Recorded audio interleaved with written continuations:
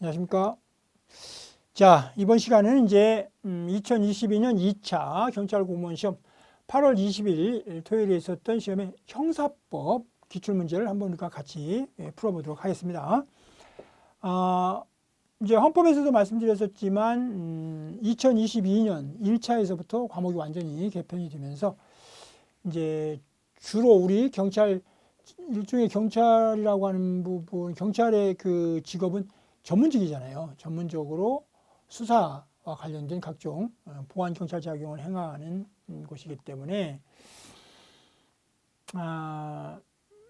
헌법 그리고 형사법 그다음에 경찰학개론인데 사실 경찰학개론이라고 하는 게 경찰학이죠. 경찰학인데 그 경찰학은 실제로 경찰행정법이라고 말할 수 있을 정도로 주로 행정법이에요. 그렇기 때문에 결국 가장 전형적으로 우리 전문 직종인 경찰이라고 하는 그 직업에 아주 특성화된 형태로 과목이 바뀐 거죠. 다 법이니까요. 결국은 다 법이니까요. 세 과목이 다 법이란 말이죠. 그러니까 그 경찰 시험에 빨리 합격하기 위해서는 옛날처럼 막 국어도 있고 뭐 수학도 있고 그러면 그 마인드를 하나로 끌고 가기가 굉장히 어렵죠. 국어 이런 것들을 뭐 리걸 마인드 가지고 뭐 어떻게 풀겠어요? 국어를? 수학을 리걸 마인드로 풀겠어요? 수학적 사고로 풀어야 되잖아요. 그런데 어차피 헌법, 형사법, 그다음에 경찰행정법, 굳이 그 공식적인 법 이름으로는 시험 과목으로는 경찰학, 모두 리걸 마인드로 갈 수 있는 내용들이죠. 그러니까 그 마인드를 지키는 게 중요하다는 거예요. 그 리걸 마인드의 출발은 정확한 법조문을 이해하는 거죠. 정확한 법조문을 이해하고 그 법조문이 가지고 있는 의미를 정확하게 파악하고 거기서부터 쭉 나오는 거예요. 그 리걸 마인드는. 다른 게 아니에요. 조문의 정확한 의미를 이해하는 거. 거기서 출발하게 된다.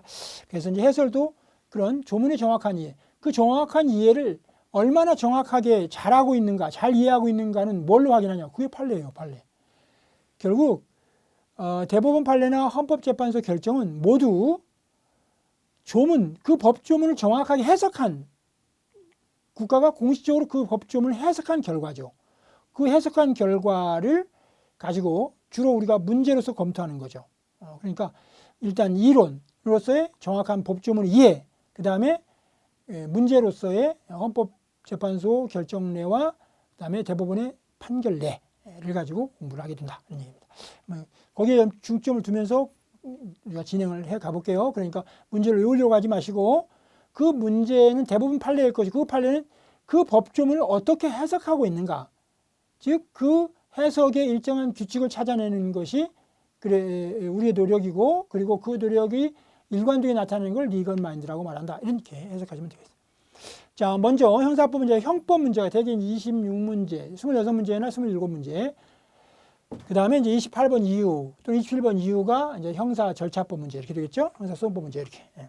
자, 1번부터 보죠. 유체적 금지 원칙인 거 보니까 이제 우리 형법 총론 중에 제1편 형법 서론의 주형법정주의 문제를 묻고 있네요. 주형법정주의 중에 유체적 금지 원칙에 관한 설명 중 가장 적절하지 않은 것.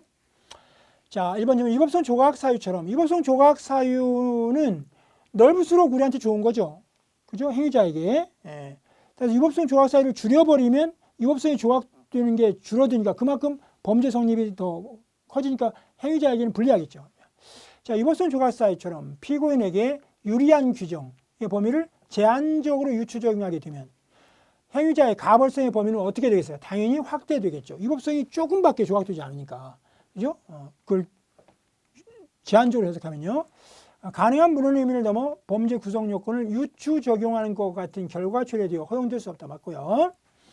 형벌법규의 적용 대상이 행정법규가 규정한 사항을 내용을 한대요. 그러니까 행정법규에 위반됐을 때 형벌을 규정한다는 거죠.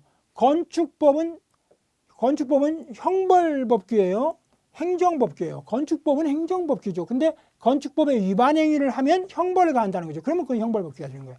즉 건축법규에 규정된 사항을 내용을 한다는 말은 건축법규에 행정법규에 위반된 사항을 위반했을 때 형벌을 가한다는 내용이겠죠. 그 행정법규를 해석함에 있어서 어떻게 해석해야겠어요? 유추해석 금지 원칙이 적용되지 않아야겠어요?